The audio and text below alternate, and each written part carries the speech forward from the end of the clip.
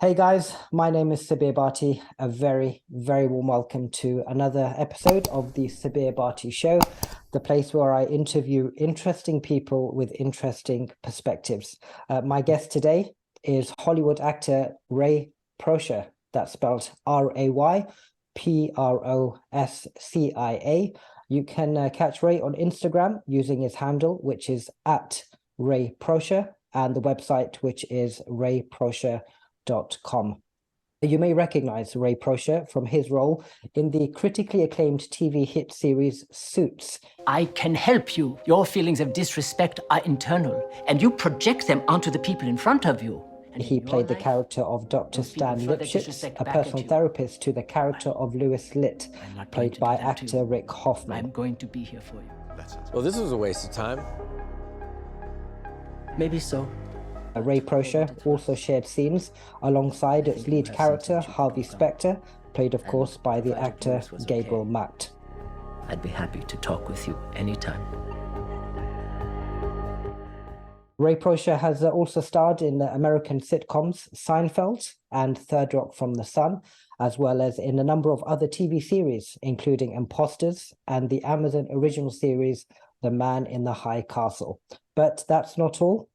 Ray Proscia can also be seen playing the character of Leo Steiner in the 2021 installment of the video game Call of Duty Vanguard. So much to delve into. So let's get the show on the road and welcome our special guest. A very warm welcome to Ray Proscia. Hello. Hello. Thank you for having me.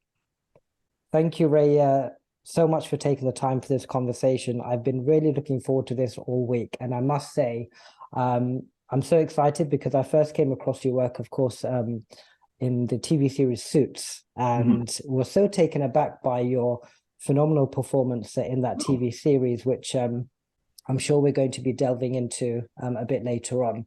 But I wanted to start by asking you about a very moving story at the beginning of your career involving a soap opera casting director and a piece of paper that had on it your name, your phone number, and the words "must call."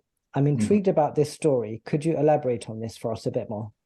Listen, I don't think anyone's more intrigued by that story than I am, because we never did find out the answer to the question of why. Yeah, it was quite a while ago, and I live in LA now. I've been in LA for 30 years. I grew up in New York City, and I was living in New York at the time, and I graduated from NYU, which had a great program in acting. And I was working very hard for about 10 years, doing what I could to build a career. And that meant trying to drum up as many auditions and jobs as I could. And I was basically doing a lot of stage work. And one day, my phone rang. And I had a very long, dry spell. And I could not get into TV or film, just theater. And the phone rang, and this woman's voice said, "Is this Ray?" And I said, "Yes." "Who's calling?" And she introduced herself and said, "Well, I'm the brand new casting director for the soap opera As the World Turns. And I'm just taking over the office." And I opened a drawer, and there's a Post-it note with this phone number, your name, and just the words "must call." "Who are you?" And I said, well, I had never met her predecessor. And I said, well, I'm an actor living here in New York. And she said, "Did you know my predecessor?" I said, "No, never met her." "Well, why did she feel that she must call you?" And I said, "I have no idea." And she said, "Okay, well, why don't you come in tomorrow? I'd love to meet with you." And I thought, well, nothing lost. And I showed up, we interviewed, and without an audition, she put me on the show. And she hired me on the spot. And I started with a very small role. I played a character named Travis, and I wound up working for about 2 years on the soap. And we spoke many times about it, and she had called the predecessor. The predecessor wasn't quite sure what she was talking about. So to this day, I have no idea why that note was there, but it led to a really nice job. A friend of mine once said to me that, in talking to me about my life, that if I ever write an autobiography, it should be entitled "It Happened by Accident," because I had a series of these very strange events happen that really were pure accidents or coincidences that led to rather big steps in my career and my life. And that was perhaps one of the biggest. Yeah, no, absolutely. Thank you so much for sharing that story. And I'm really moved when I hear stories like that, because as you said, it's often in the unexpected moments that magical things happen. And I'm so glad that you experienced such a moment. Thank you again for sharing that. Absolutely. Now, having grown up in the world of theatre, you now found yourself in a completely different sphere of acting. I did. In TV soap opera. How did you negotiate such a new experience? I think that acting is universal. To this day, when I show up on a TV set, because I do basically all TV now, I have not been on stage. I grew up on stage. In the first 8 years that I was living in LA, I did 34 plays in 8 years. I was either on stage, I was always on stage and rehearsing another show as we moved along. And what I realized, and I'm as I was going to say, when I show up for work now on a TV set, after the first take, a director will always say, "You're a theater actor, right?" I think it's universal. I think that what we learn as actors, if we have a good education in it, and I think I did, I think that it's applicable. The same concepts, the same ideas, the same principles are applicable across the board. For me, it can't really, and it's still to this day, comes down to the technological side of things. So my acting doesn't ever change, but what changes is the size of it. If a camera is right here, it's not the same as playing a scene in a theater with 1,000 seats. And so it's about finding different levels, but the technique's always the same. I often wonder now, because it's been so long since I've been on stage, and I'd love to get back on stage. If I do, what that transition is going to be like, because my way of acting has become a lot smaller. It's the same technique, but smaller. So for me, in answer to your question, very long answer, it was really finding out how to work with a camera and how to take what I knew for a theater and give it less volume, make it smaller. And that took a long time. I'm still learning that, I think. I don't know that anybody who grew up on stage ever adapts to it fully, or vice versa, I think. Out here in LA, I certainly see the reverse more problematic. I'll go see a show with a film or TV actor, and I will watch, and I'll think, they're good, but they forget they're on a stage.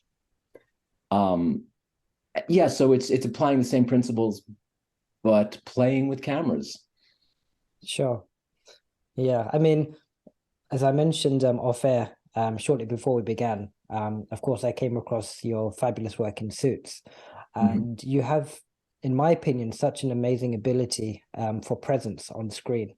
And I think you played that character of Dr. Stan Lipschitz so well, and you bounced off Louis Litt's character so well as well. And I'm going to come on to that very shortly. Now, a few moments ago, when we began the conversation, you mentioned NYU. And when I started researching about yourself, I came across, of course, that you studied at NYU and you were guided by the tutelage of Stella Adler, Uta Hagen, and Lee Strasberg. Now, Correct. I was listening to one of your previous interviews, and you described these people as being the greatest teachers in American theater history. Yeah. Now, I imagine this must have been quite a profound time for you at NYU. Again, I think I have to go back to the theme of accidents and coincidence. Yeah. I was very lucky. Well, I grew up in New York City, literally in the city. So I was given the opportunity, and I often use the word privilege when I talk about those three people. I was given the opportunity and the privilege of being exposed to them. And because I was born at the window of time when I was born, they were still alive and they were still teaching. I was young. I was a teenager. I don't think I recognized the gravitas that I would recognize in these people as I do today. I think I started studying when I was 17 with them. And I just took for granted everyone, you're a kid, everyone has this kind of experience. Everyone has the opportunity for this kind of exposure. Of course, I look back on it now and I think what an idiot I was. But as I grew old, so I studied with Stella first. And yes, I call her Stella, and there's something. Ms. Adler first. And then I went to Lee Strasberg. And I say to this day that Uta Hagen's technique really taught me how to think and act, think like an actor and to act. And it was by the time I got to Uta Hagen, that I started recognizing this is special. Not every actor gets this opportunity. And I look back on it now in awe of what I was exposed to at such an early age and what I was given the opportunity to do. But then I was too young and dumb. Sure. Yeah, no, even the way you're speaking about that experience, I can tell that it was quite a moving time for you. And as you said, you certainly learned a lot. Yes. And I wanted to now go on to, I believe it was January 1996. And it was a time where you landed your first 2 primetime roles. I believe it was in Star Trek Voyager and the sitcom Third Rock from the Sun. Correct. Now, as an actor, this must have been an extremely exciting time for you. Could you give us a glimpse into your emotions at the time of landing these 2 roles? As a person, I tend to get less excited and more scared. It was a lot because they both happened at the exact same time. And as you said, one was a sitcom, one was a sci-fi drama. So my memories of Star Trek were Voyager were simply about the prosthetics, because I acted in the audition, I got the part, but I had to sit and my call time every morning was 3:30. And I will never forget one of my longest days. I got there at 3:30 a.m. and I was in the prosthetic, which took 3 hours to put on, until 9 o'clock at night. So that was almost 18 hours. And because one eye was completely covered, I only had use of my left eye. I had to be led everywhere. If I needed to go use the restroom or it was time to eat, I had to have someone hold my hand because I had lost the ability to see peripheral vision. I was walking into walls. That is my memory of that show. And just hoping I was not going to fall and hurt myself. That was the big thing about Voyager. But Third Rock from the Sun was an amazing experience because everyone on the show was lovely. But you work with a star like John Lithgow, and you never, you hear he's a wonderful guy, he's a great guy, but you never know. And I've shown up on sets with people who are supposed to be lovely people who are monsters, and vice versa. John Lithgow was such a magnificent man. I was just a guest star that week, and being a guest star is a little bit like I would imagine being a foster child. You are being inserted into a system that has already established itself. There's a pecking order. There is a familial dynamic. And as a guest star, it's your job to sort of just throw yourself in, find your place, do your job, don't make waves. And he embraced me. He pulled me into the group. Every week they would have an afternoon where they would watch the episode that was about to air. He invited me to that, which was in his dressing room. So my memory of that being my first big job, because that was bigger than Voyager, was that it could be a really warm, embracing business. And the other thing was we had a huge physical stunt he and I had to do. And after every rehearsal of the stunt, we would get up, and the first thing he would say is, "Don't worry about me. Make sure Ray's okay. I'm fine. Make sure he's okay." And that, to me, is such an incredible human being. So that's my biggest memory of him, and I loved working with him. And it was an incredibly satisfying experience because he made it that for me. It was not just me coming and saying lines and going home. He really made it a full experience, as did the whole cast. They were lovely. Yeah. Well, thank you for sharing that. And it is really wonderful to hear you talk about the relationships that you build with the people you work with. I think from the outside, when we watch as an audience, we only get to see the end product. But of course, we never take a moment and contemplate on how that experience was for the actor in being part of that process. So I really appreciate you sharing that. Now, talking of other actors, another actor who starred with you in the series of Third Rock from the Sun was, of course, Bryan Cranston. Now, I understand that Bryan Cranston is someone who you admire greatly. Yeah. What is it about Bryan that you find so inspiring? I know Bryan personally. I wouldn't say that he's a friend, but he's a really good acquaintance. He has been incredibly supportive of me in my career, which I cannot say is a common thread. There are actors who are constantly turning corners and being supported by people who are up the ladder. I've not had that opportunity. He's one of maybe two people who have said, "Here, take my hand, let me help you." I think the thing about Bryan is that, and I say this often when I mentor young actors, if you want to see somebody who is handling celebrity and stardom well, watch him. I have in my very long career known a handful of people who have gone from being working actors such as myself to megastars. And I've watched a change in them. A change that I've learned is necessary. There's no way you can become an international star without changing because the business requires it.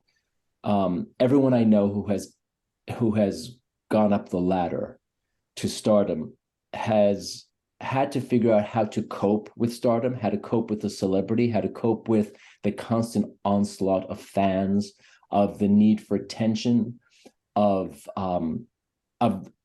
editing themselves so that what they mean to say is what they say. It's a lot. And I've seen people change. Bryan has not. Bryan is still the same kind of fun-loving, funny, sincere guy. And I think that is incredibly difficult. It's an incredibly exhausting thing from my point of view. The little bit of recognition I have as an actor, which pretty much came from Suits and Imposters. I'd be stopped in airports. I'd have people just coming up to me on the street. It happened to me yesterday. Someone recognized me from a show I did last week that aired. And right. It's surprising, it's jarring. And it takes a real solid personality, a real solid kind of, I think, moral base to be centered enough to be present. And Bryan is so present. He's just an incredible man. I just love him to death. Sure. And his work is incomparable, always. Absolutely. Yeah, no, thank you for sharing that again. And I think the latest film that I saw of his was probably, I think the one on Netflix, The Upside. I think he did a film with Kevin Hart. I think he played that role so well. Yeah. But you're right. There's an expression, I would watch him read a phone book, and I would. Yeah, no, you're right. He is a fabulous actor. Now, following on from your role with Third Rock from the Sun, you then went on to land another role with another very well-known sitcom, which was, of course, Seinfeld. Mm-hmm. However, the way you landed this role, I believe, was somewhat unorthodox. Could you share this with us? Sure. It was much like the soap opera. It was a Sunday. I had auditioned for the show several times and did not get hired. And it was a Sunday afternoon. I had just gotten home from a workout at the gym. And this was in the age of answering machines. And there was a message from the casting director for Seinfeld saying, "So Ray, so I'm wondering, are you free this week? Give me a call." And I had no idea what it was about. I called him and he said, "So basically, they've written in a role. And this was Sunday at 2 p.m. He said, it works tomorrow morning at 8 a.m. If you want it, it's yours. You don't have to audition for it. They remember your tapes. Just be here at 8 o'clock tomorrow morning." That kind of stuff does not happen often to an actor at the level at which I was at that point, and even now. And so I just showed up not having any idea who I was playing, what I was playing.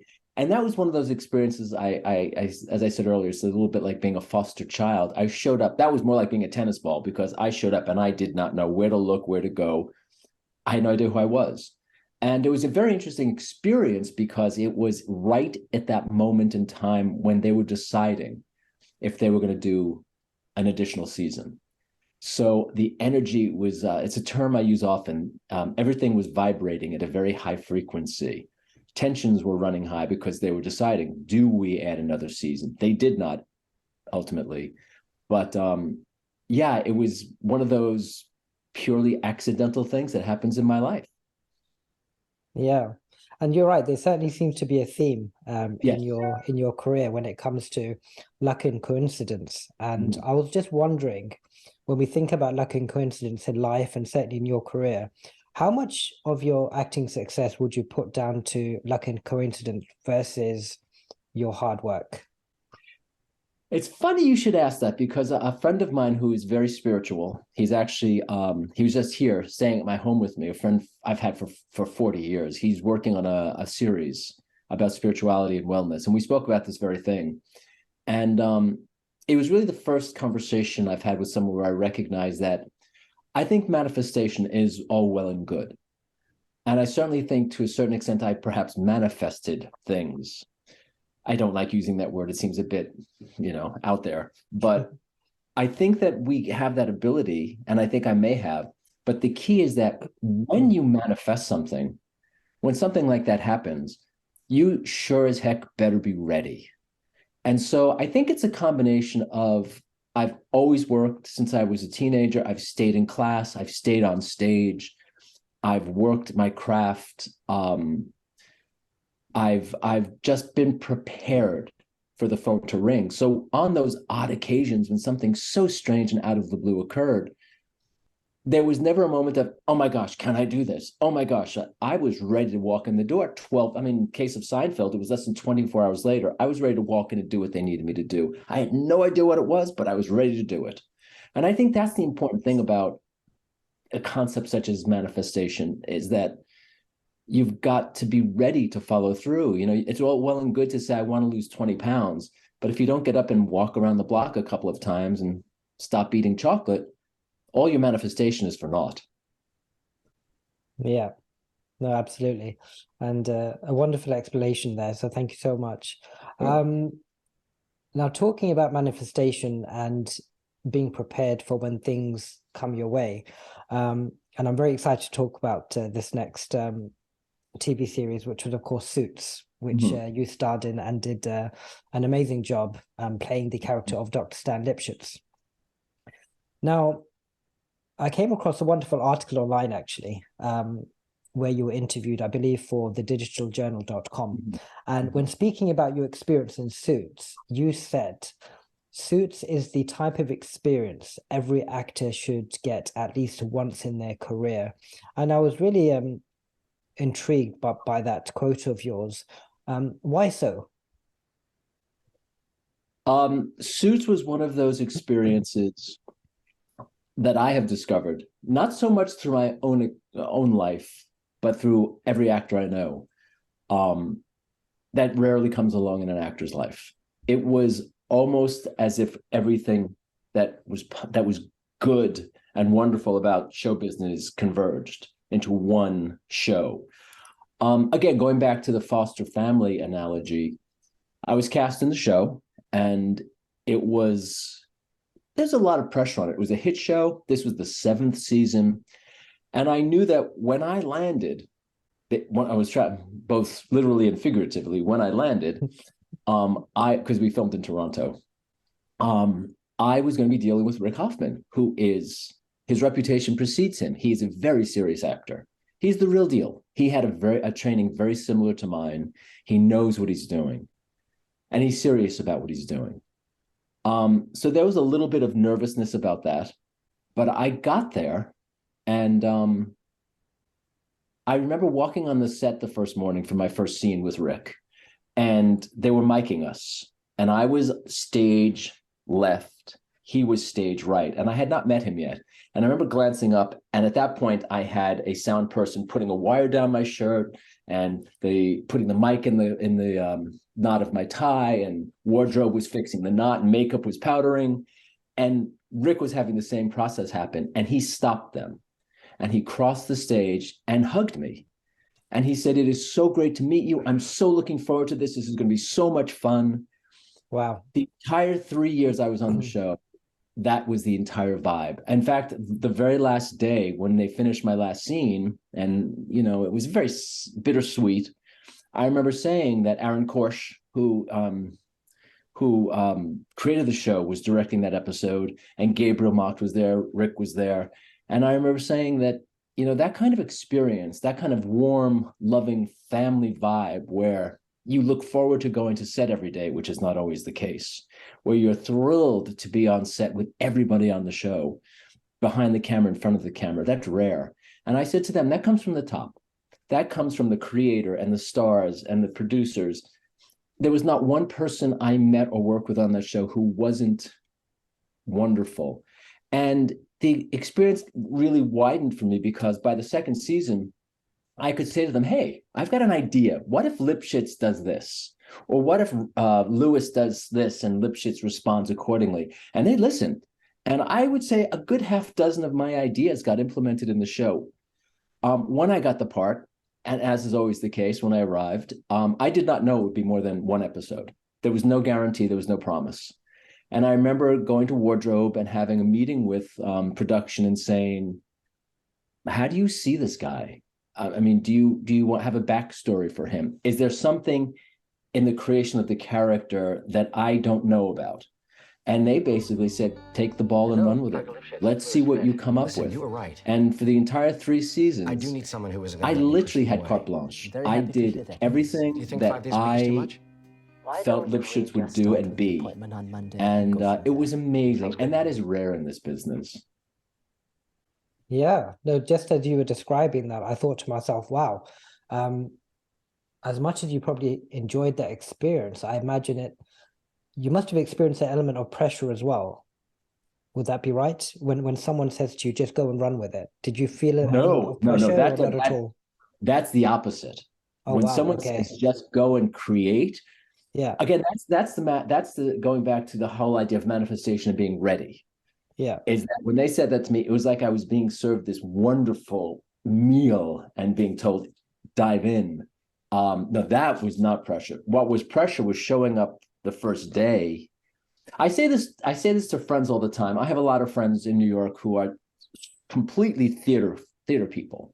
And one in particular who's probably the most brilliant actor I've ever known, who does only stage. I think he might have done 1 or 2 TV jobs, but it's stage. And he says to me, how do you, for theater, I have a month or 6 weeks of rehearsal before I ever walk out in front of an audience for a preview. How do you, when they say action, they're filming. This is the product that's going to go in the air potentially. How do you deal with that? And I say, I think it's true of every actor that when you show up for the beginning of a job and you're on set in wardrobe and they yell, roll film, roll sound, sound speed, and the next word's going to be action. I think every actor thinks in that moment, I can get out of here right now. Before they yell action, I can just run and I'll run out that door. No one can stop me. And then they yell action and it happens.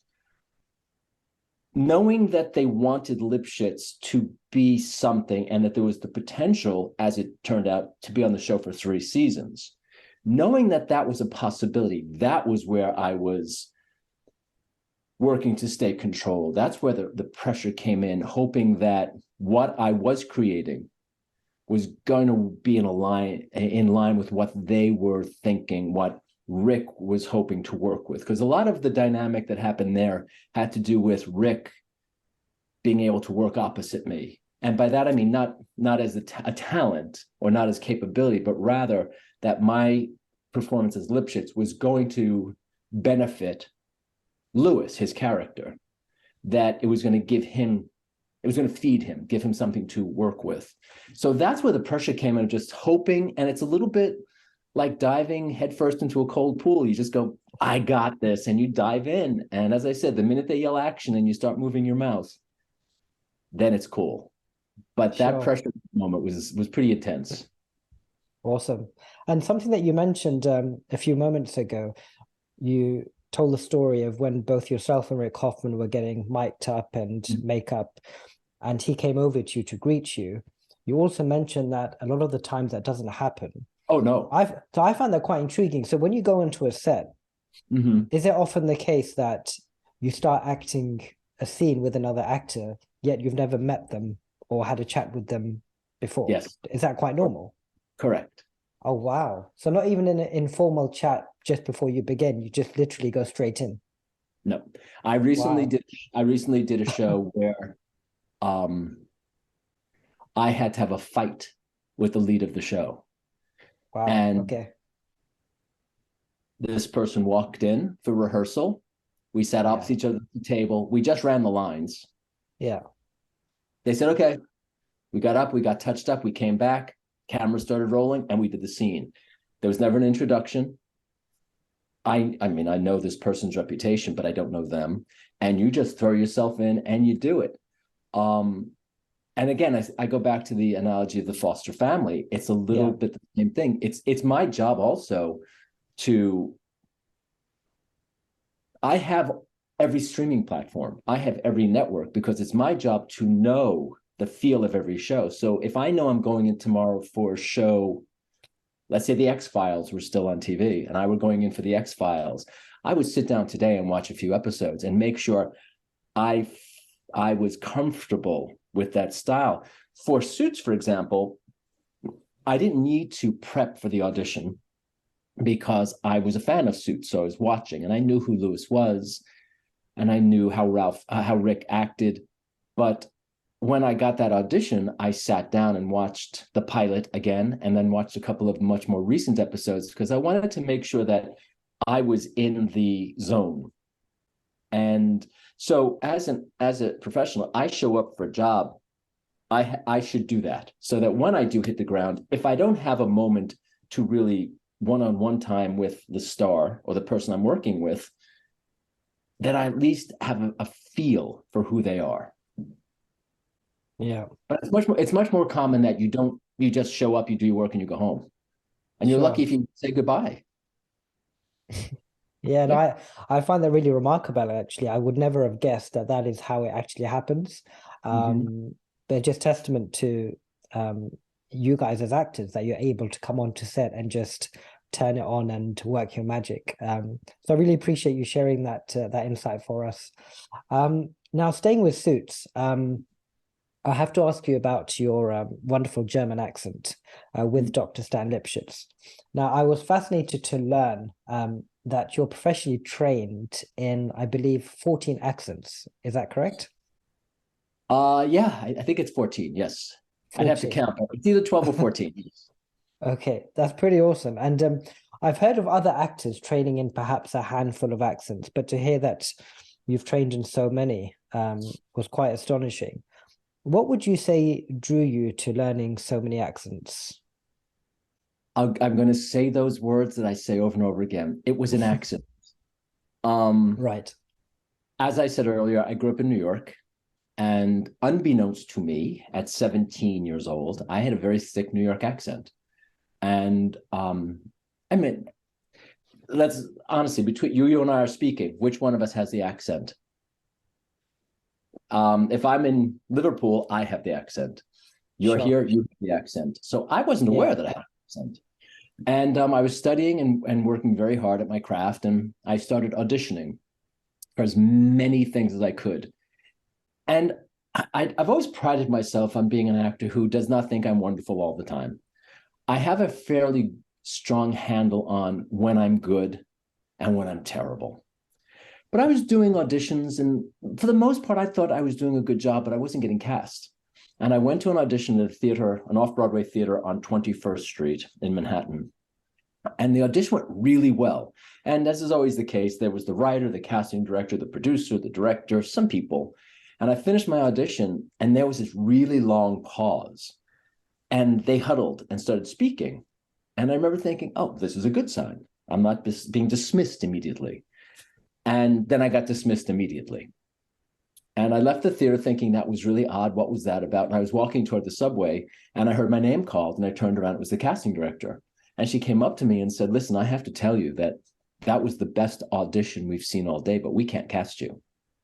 And I said, well, why not? And she said, Ray, your accent, this character is not a New Yorker. You got to do something, because I'll never forget the line. She said, you don't look like Pacino, De Niro, or Travolta. You are never going to work with that accent. And I had to go home and I started recording my voice and listening and thinking, oh my God, I have a really thick New York accent. So I started studying generic speech. And as a part of NYU, I had to take speech classes, and I was trained in RP. Every American actor is. And I realized, I don't remember this, but when I was very young, evidently my older siblings remind me, I had this uncanny ability to copy accents as a child. I don't remember that. So I had an ear for it. And so by the time I was 22, I was accent free. There was no way you would know where I came from. You would know I was American, but it would be really just this pure American accent. And I worked with a group of teachers who used a universal phonetics system that applies to every accent in the world. And so I found that I had an ear for it. I had spoken French since I started high school. I went to a Belgian academy, so I was taught French. And so my French accent just naturally came because I speak the language. And then it sort of just started drifting into German, and I started studying more and more, and my repertoire started expanding to, like we said, 12 or 14. I'd have to count. I don't know offhand now. Okay. And in preparation for this interview, I was watching some of your work, and one of the scenes that I came across was one from The Man in the High Castle, where you played, I believe, a high-ranking German SS police official by the name of Reinhard Heydrich. Have I pronounced that correctly? Reinhard Heydrich. Wow, see, I could never pronounce it the way you did. Thank you for clarifying that for me. Sure. Not too obnoxious, is it? And the reason I mention this is because while the type of German accent, I guess, differs from that of Dr. Stan Lipschitz in Suits, I was wondering if playing German characters in the past helps you at all when trying to process the Suits role, or are they completely unrelated? No, it's absolutely related. I remember clearly, I really wanted to get Suits because I loved the show so much. And I really wanted to work with Rick Hoffman, and I knew that I would be. So I remember getting the audition. The audition was on a Friday, and I got the information on Wednesday, 2 days earlier. And I remember being relieved to a certain extent because I had just finished The Man in the High Castle, and I had so immersed myself for Reinhard.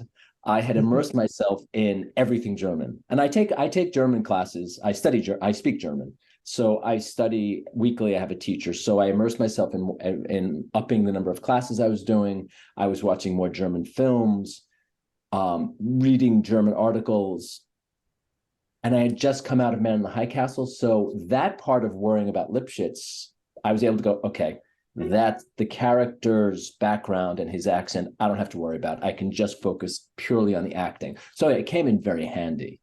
But there's something I want to say about accents. Sure. This may be true of British TV. I don't know. But in American TV, if you listen to my accents, and I can tell you why Lipschitz's accent is so different from Reinhardt's.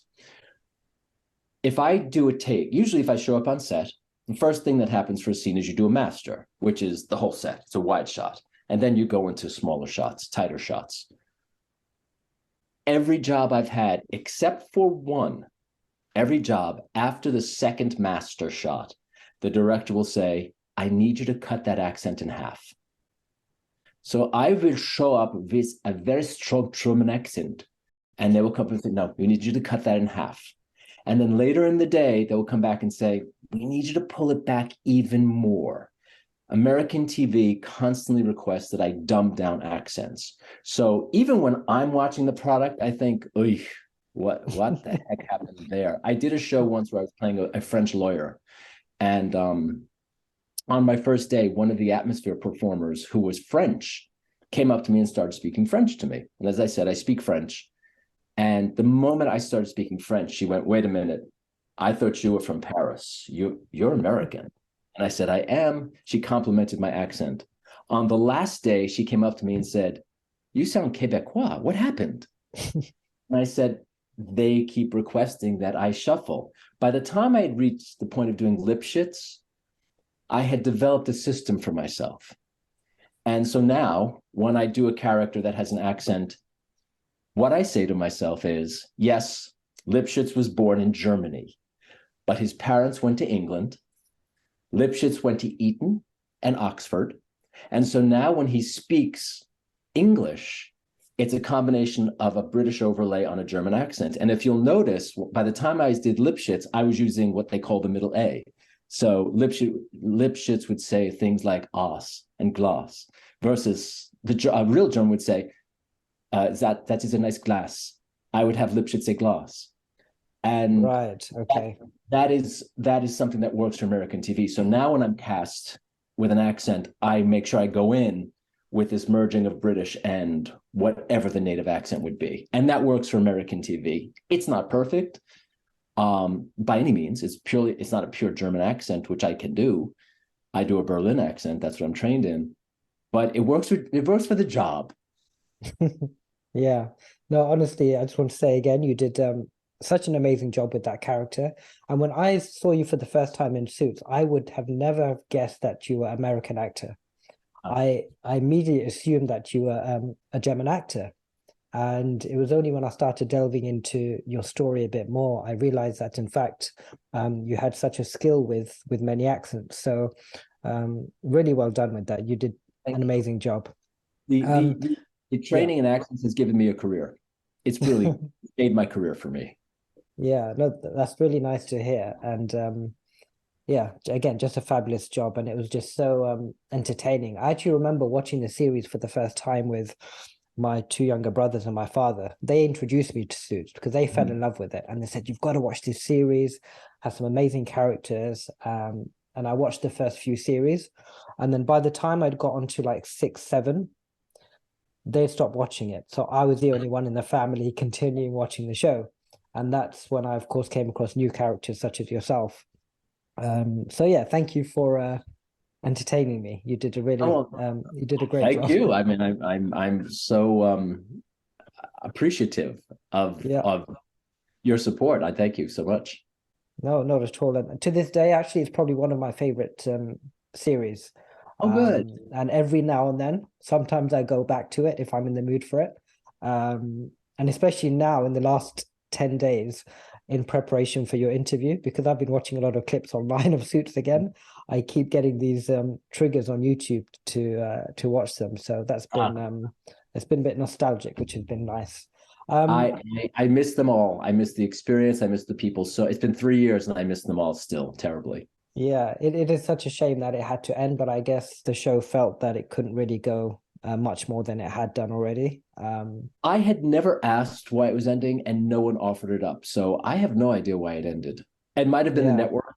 It might have been viewership was down. It might have been that possibly the creator just said enough or the stars said enough. I don't know. Yeah.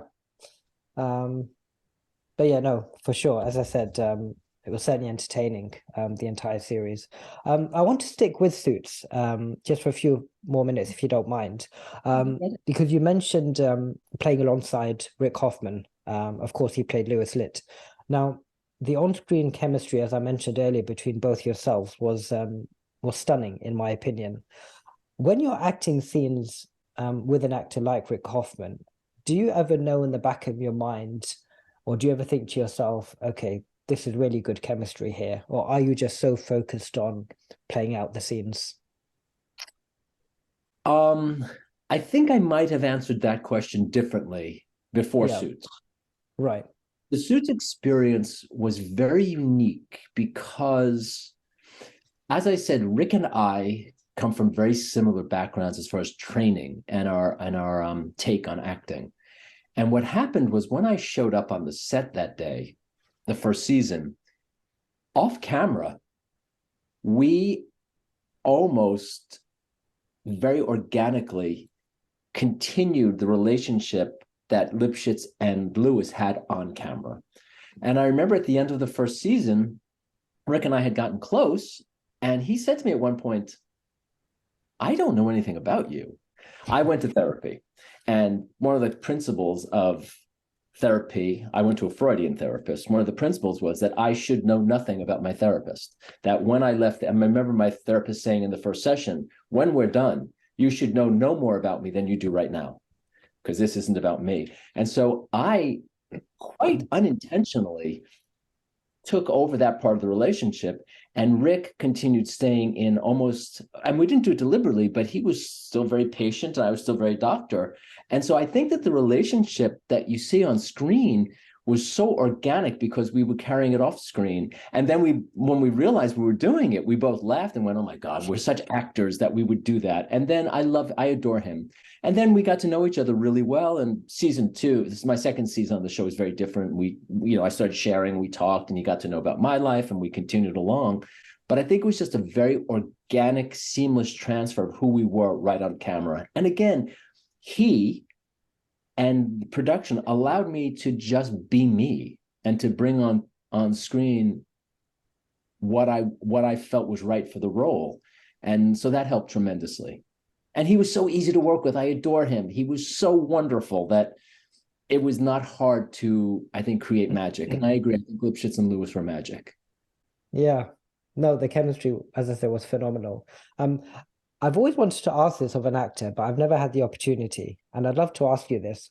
So from a viewer's perspective, when, for example, I was watching the first scene of yourself and Louis Litt, and you introduce yourselves to each other, and for some reason, Louis Litt feels very uncomfortable in that situation when he finds out that, I believe you're of German heritage or Yes. with a German background, and he nearly walks out.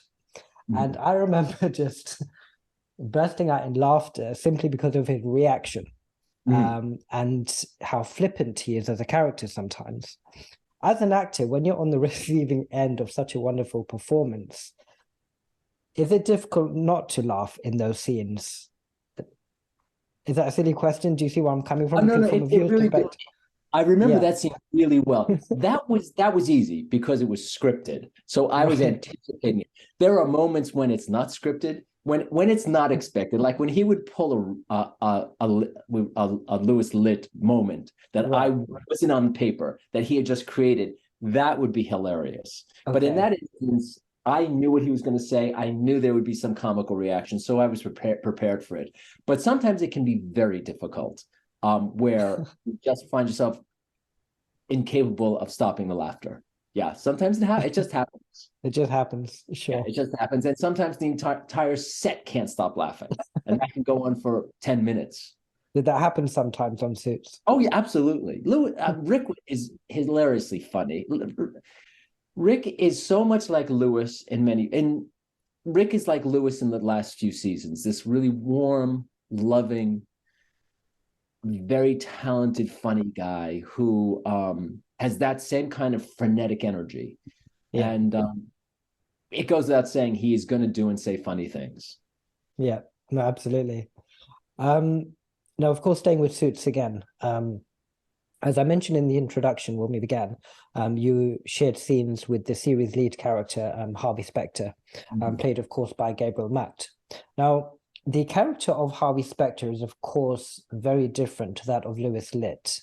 Yes. How did you negotiate these scenes with Gabriel Macht? What are your memories from those scenes? Because I don't believe you had many scenes with him. I had 3 scenes with him, which was unfortunate because I adored working with him and he's great. In talking about Suits, I often talk about the fact that because I was playing a therapist, you can take that back. I think had I played another business partner, another lawyer, an antagonist, had I played a judge or a sibling or a romantic interest, my experience would have been very different. But because I was playing a therapist, and no matter what was happening, because I suppose I've discovered I have a bit of a method actor as I've gotten older, that when I arrived on set, my energy was always about, let's keep it calm. Let's keep it forward moving. Let's keep it positive. Because that was the thrust of Lipschitz, I was able to adjust to whether I was with Gabriel or Rick, or I had a couple of scenes with Rachel Harris, who played Sheila, because my motivation was always the same. So no, the adjustment of working with each of them was actually very exciting. And what was really exciting about working with Gabriel is that I only did 1 episode with him as an actor. It's when he came to therapy. And he and Rick are complete opposites in the way they work.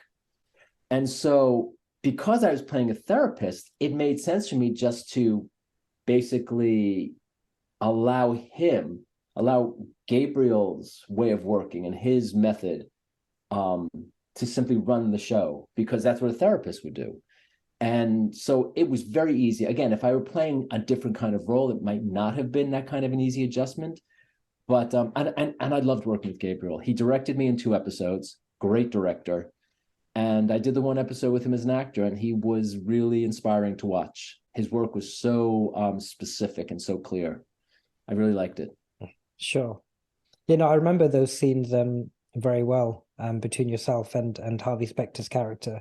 And again, you performed amazingly well in them. And thank you again for shedding some light on that experience. Now, of course, throughout this conversation, we've discussed many of your career highlights, of course, including Suits. But I wanted to switch gears slightly, because from a viewer's perspective, when we see on-screen successes of actors like yourself, we never really hear about the failures or the bumps along the way, so to speak. And you did touch on something similar a few minutes ago, where you mentioned that there was a period in your career where you didn't work. You found it difficult to find work. I was wondering how you negotiated this experience, because I imagine it must have been quite naturally a troublesome time for you. It wasn't, it is. I'm back in one of those periods now where, in fact, when I came back from Canada, when we wrapped Suits, I had just finished 5 incredible years. I had gone right from being on Man in the High Castle into Imposters, and Imposters actually overlapped with Suits. So I was filming Imposters and Suits at the exact same time. And fortunately, they were both in Toronto. So that worked. And then Suits came to an end, and I went straight to New York, and I had an offer, which is also rare for actors at my level, to play this incredible role in a show called Bull. It was probably the biggest role I've had in a single episode. And I arrived back in LA on October 15th, 2019, thinking this is, I'm going to walk back to so much work. And between October 15th, 2019 and March 15th of 2020, when the world shut down because of the pandemic, I did not have one single audition or meeting. I couldn't get in a room. It happens. This year has been better, but it just happens. I have friends who have won major awards who then turn around and don't work for 3 years. I have friends who have starred on series and the series goes off the air. They don't work for 2 years. Yeah, it happens. And I think from the time I was very young, I remember the very first play I did when I graduated, after I graduated from NYU. I was 21, and it was a family play, and the actress playing my mother, who at the time probably was in her mid-50s, she and I would go head to head about our concept of an actor's life. I've never believed acting should be my life. Acting should be a part of my life. I have found in my experience, people who make acting their life go a little crazy. They're consumed by it. And then they're not just consumed by the work, they're consumed by not working. So for me, it's a matter of having a life outside of my acting career. I write. So this year, for example, I just finished a play that I probably spent 6 hours a day on at least since January. And I just locked the script 3 weeks ago. My languages, I study every day. I study German and French, so I will either take a lesson or I will watch videos or sit down with Netflix and watch a foreign show. I am very physical, so I work out every day, exercise every day. I make sure that I stay active on a friend level. I think that kind of now that the pandemic's over, in-person relationship is really important. And that when you get together with other actors in particular, that it's not just about acting. You know, when I see someone, I find it humorous, because when you see an actor and you usually say, "How are you?" they start telling you their resume. And I will stop and say, no, how's the wife? How's the husband? How are the kids? I understand John just went to Columbia. How's he doing? I will make sure that we talk about life. And I think that's how I keep sane.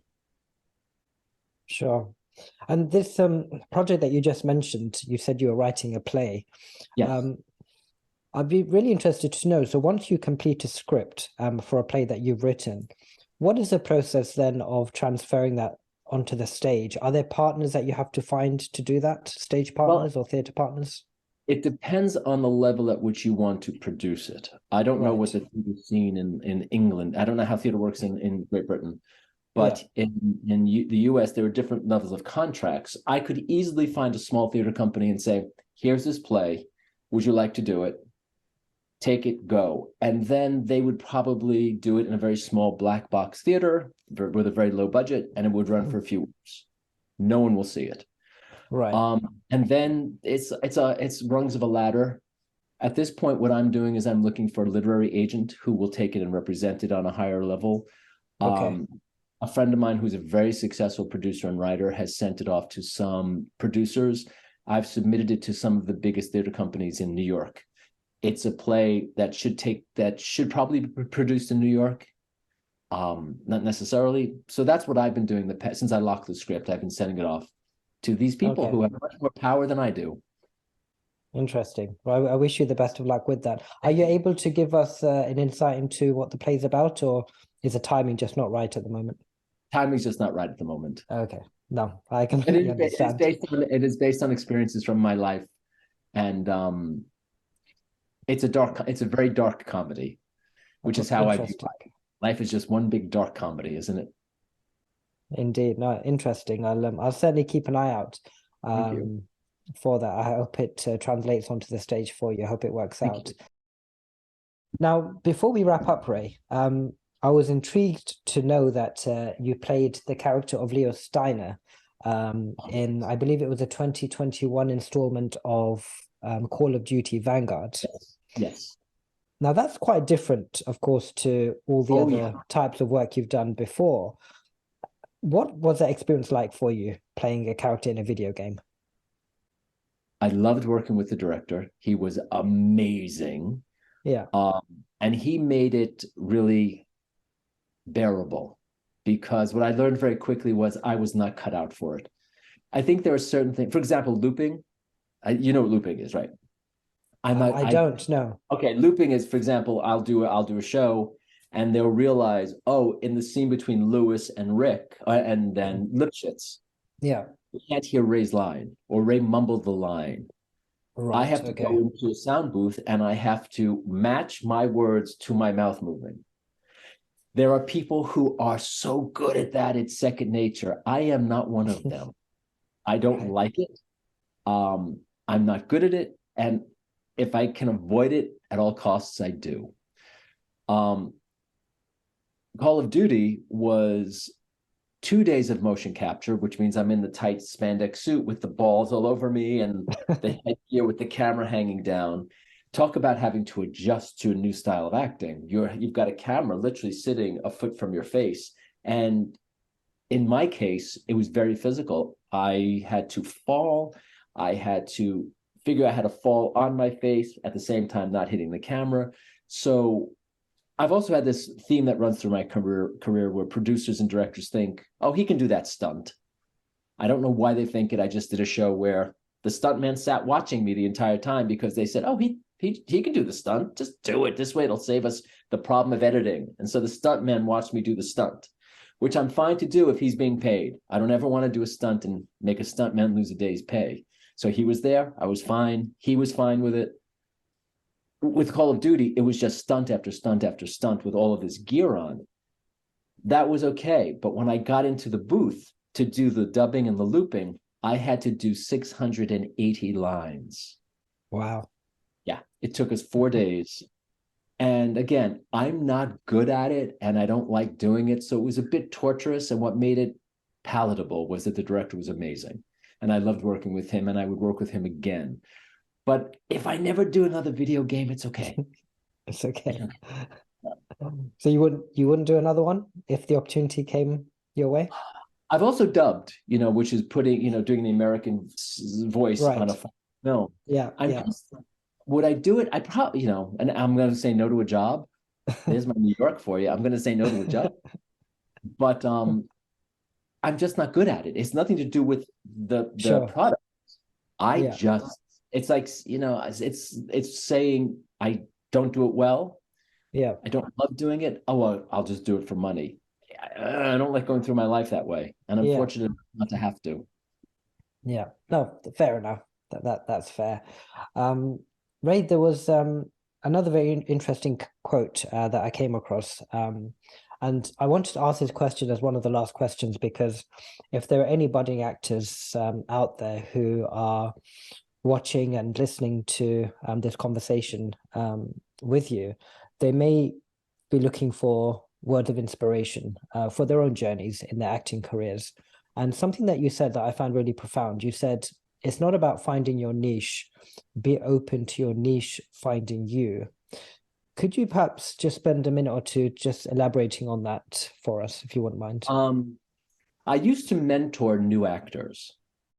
And when I would have a group get together, I would ask them not to socialize when they arrived. And chances are they didn't know each other. And I would make sure I was in the room first.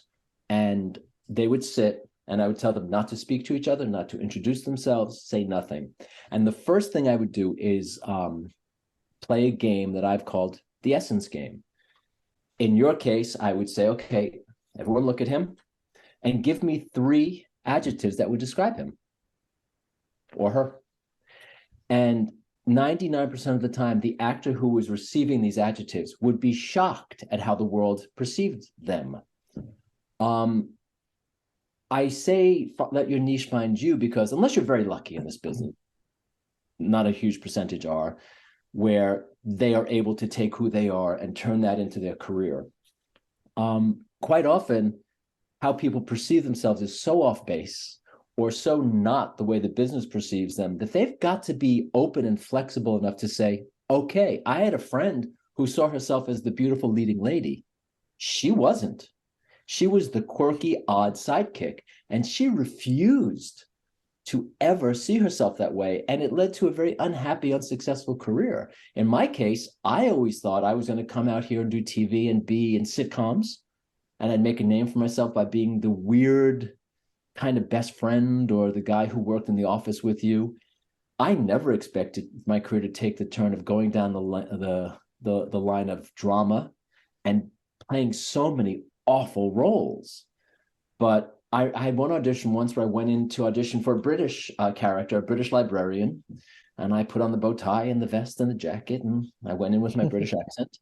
And it was a casting director who knew me, and it was a producer's session, which means it was a room full of people watching, and I finished the British audition, and the casting director literally said these words, "Oh, Ray, you can't help it. You're just evil. Go outside and prepare the part of the terrorist." I had to say, fine, I'm open to that. If I'm going to play roles like Reinhard Heydrich, I've got to be open and say, fine, I will be the evil one.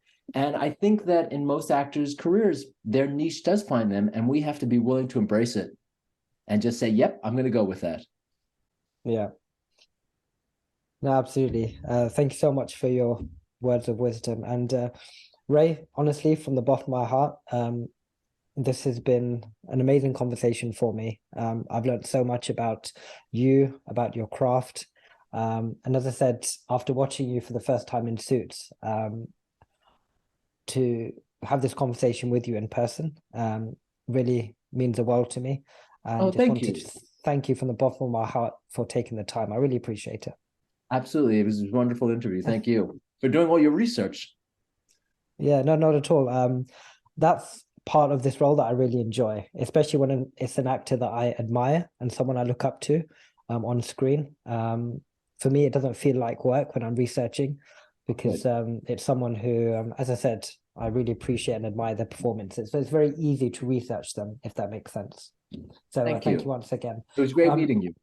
No, likewise. Before we end, Ray, is there anything else that you'd like to mention in terms of any upcoming work or anything that you'd like to mention that perhaps I haven't asked you in the questions? Please feel free to do so. No, I don't think so. I think that you've done a pretty extensive, thorough job. Thank you for that. You're most welcome. It's been an absolute pleasure. For everybody who's watching and listening, just a quick reminder of how to spell Ray Proscia's name if you want to find out more about his work. It's Rayprocia on Instagram at Ray Proscia, and the website, which is rayproscia.com. Thank you so much for tuning in. I hope you've enjoyed this very special episode of the Sabir Bhatti Show with Hollywood actor Ray Proscia. Until next time, do take care of yourself. Have a blessed day. Bye-bye.